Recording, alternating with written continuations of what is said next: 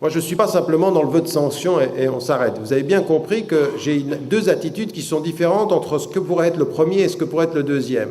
Entre le choix du plus mauvais qui m'impose de comprendre, d'avoir un cadre, et ça, il faut appeler la conscience politique à étudier, qu'est-ce que disent et qu'est-ce que proposent, et puis ensuite, au deuxième tour, à un moment donné, de dire non, ce choix-là, non, on ne le veut pas, mais pas uniquement dans l'abstention.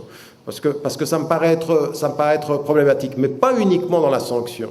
C'est-à-dire sanction, proposition en même temps. Il faut développer quelque chose qui s'appuie sur la façon dont vous gérez le pouvoir ne nous convient pas. On a d'autres propositions à faire que ce qui nous est proposé aujourd'hui au niveau des élections présidentielles.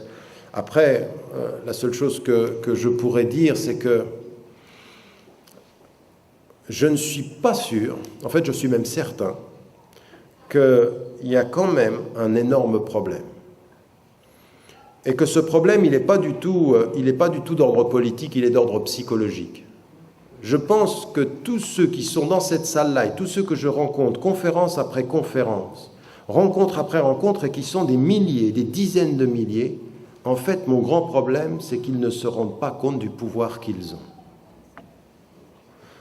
Et que ça, c'est un pouvoir, mais je veux dire, franchement,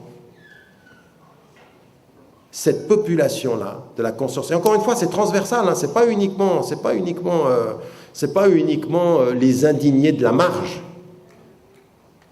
ou c'est pas simplement ceux d'origine arabe, non, c'est quelque chose qui habite ce pays, qui est, encore une fois, qu'on trouve chez beaucoup de gens. Je veux dire, vous ne vous rendez pas compte, moi, il y a quelque chose qui a changé, je ne m'en suis même pas rendu compte, même par rapport à mon propos. Vous savez qu'il y a 25 ans, 99% du public qui venait à ma rencontre était complètement d'origine d'Afrique du Nord ou d'Afrique. Mais ça a complètement changé, ça.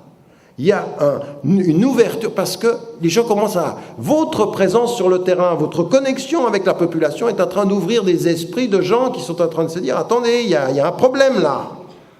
Donc il y a une vraie conscience au niveau des populations qui sort simplement de nos communautés ethniques dans lesquelles ça s'ouvre. Et quand vous vous rendez compte de ça, vous vous dites, mais je comprends pourquoi ils nous stigmatisent, pourquoi ils veulent systématiquement nous renvoyer à la marge.